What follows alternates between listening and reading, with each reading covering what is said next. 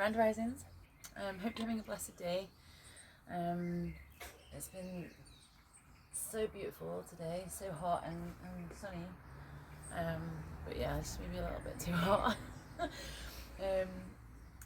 It's going to be a quick one today. I'm going to talk about rhubarb. I've just harvested some rhubarb, and that's what I'm going to talk about today. But I know that you're probably all very interested to see how the garden is coming along.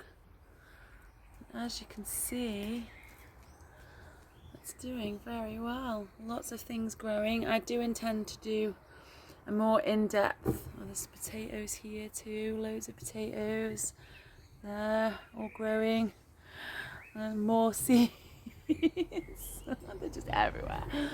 But yeah, I do intend to do like a more in-depth sort of video about the garden soon. I do keep meaning to. I know I keep saying I will, and I will when the time is right. But today I've just harvested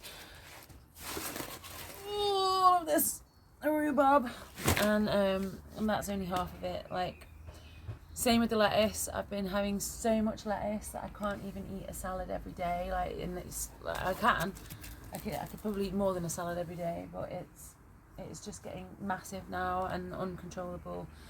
And I think I need to start gifting it to people. But yeah, what I'm going to talk about today is rhubarb. And so because I like rhubarb, the kids like rhubarb, but we don't always have time to, like, say, maybe make it into like a crumble. I mean, we can stew it, but then it doesn't keep in the fridge for very long. So, you know, if we sort of want other things, then maybe it might get wasted by accident, not intentionally. But what I have been doing with it is fermenting it. Oh my gosh, and it's so easy. So this is like, this is the second ferment of this now. So what I do is I put a load of fresh, so the juice, the fermenting juice is, it's like water, sugar and apple cider vinegar. That's it, it's that simple. So I'm doing one set of ferment, and then when I've sort of half eaten the readied, I like kind of leave it for 2 weeks, and then when it's ready I eat about half of it, and then I top it up with fresh rhubarb. I leave it for like another week, and it sort of ferments quicker that way. This is the second ferment I've done on this one, so I need to actually start a new jar for this rhubarb, because it's actually starting to get a little bit alcoholic. But once I've taken all of the rhubarb out of there, I've just been eating it with like fresh yogurt. It's really nice. A soya yogurt type thing with like some strawberries and some seeds. But once I've taken all of that out, what I did with the last lot was I gave it to my daughter because it's fizzy. So it's fizzy, it's a bit alcoholic, and it's like a little sort of mild cocktail type wine, sparkling wine. It was really tasty. Well, she said it was really tasty. So that's what I'm going to do with this one. I'm going to start a new one. I will put a link in the description or the pinned comments or both to the recipe. Like I said, it's really easy. It's just filtered water, sugar, apple cider vinegar. That simple. And what other people might not know as well about rhubarb leaves is it actually makes a really good insect repellent. So if you soak your rhubarb leaves, like sort of just cut them up like this, slice them up, put them into some water, like in a bucket of water, leave it for a few days, maybe a week I think, and then you can put that in a spray bottle and then spray that on your plants, and it acts as an insect repellent. And then you can also then put your leaves in the compost, and they're really good for composting.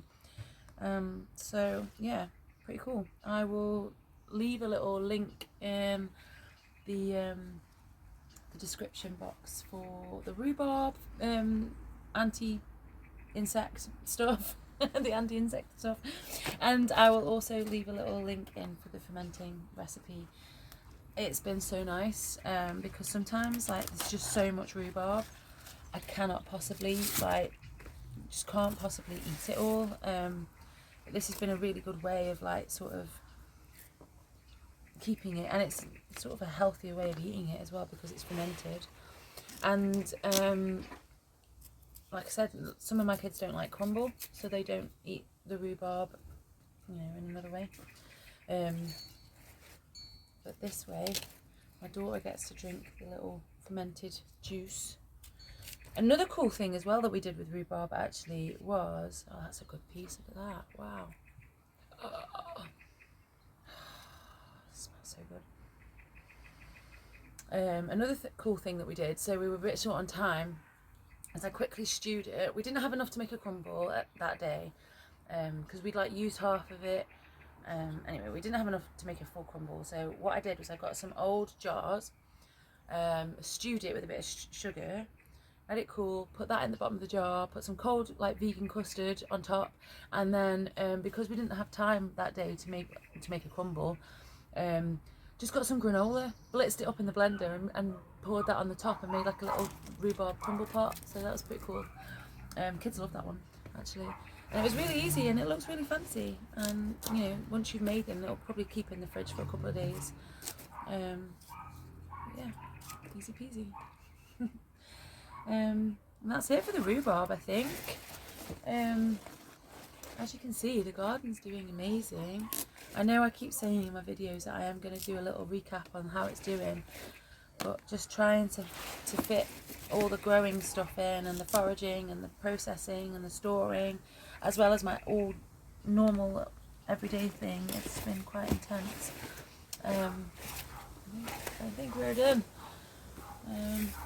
Yep. Amazing.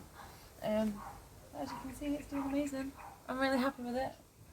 Lots of food, loads of edible flowers, potatoes soon. The mange two's nearly ready. What else? We've got nasturtiums. The broad beans are doing really well actually. I've got one more bed to make. I've just put my second set of beans in.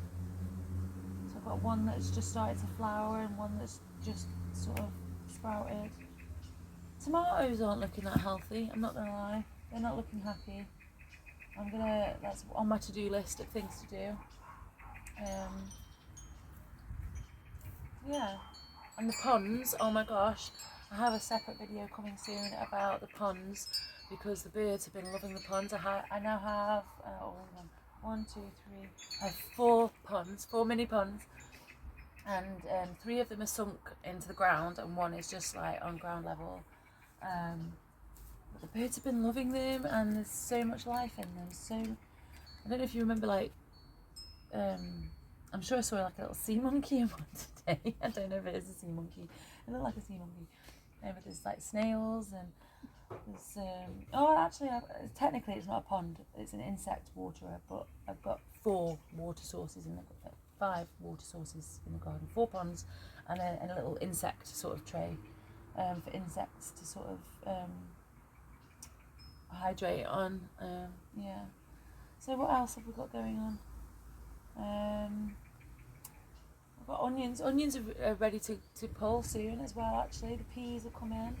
Lots of pak choy and kale. The herbs are doing amazing. I've grown some from seed. I've got spring onions coming. Leeks are kind of doing okay. I think they need to be moved soon though. Third set of radishes are coming through. Yeah. And I've kind of finished the front garden as well now. I know I need to do a little video on that. That was pretty difficult. And I think that's it. Yeah, I think that's it for today. Mainly about the rhubarb. My main thing was about fermenting rhubarb. It's been an amazing way to store it, like, because we don't have a freezer, just because we don't really use frozen food. So it might be on the agenda depending on how much food needs to be stored freezer wise. I'm trying to like store it without the freezer, for just for sort of like utilities money, like using a freezer unnecessarily. Like if I can store the food in other ways, trying to not store it in the freezer would be better on the old electric bill, right? And you know, they're quite cost effective, like quite sort of costly to run, and you know, make them costs a lot for the planet to use all the stuff. And so if I can help it, I'm going to try and get through without using them. Yeah, fermented rhubarb, very tasty way. And like I said, I've just been using sort of like cutting up some strawberries, having some seeds on it, like pumpkin seeds, chia seeds, some plain vegan yogurt. Yeah, thought about putting them into like maybe some cupcakes, but I didn't know how well that would work, if I'm honest. Maybe give it a go. But it keeps its crunch, it's still really crunchy. Some people don't like the taste of rhubarb, but they don't like how soft it is, but when you ferment it, it's still crunchy, it's beautiful. So yeah, I hope this inspires you to do some fermenting of your rhubarb. If you've got too much to eat, if you're like literally throwing it at your neighbours saying, please take my rhubarb, don't ferment it. Anyway, blessings on your day. Thank you for watching. I love you very much. Bye.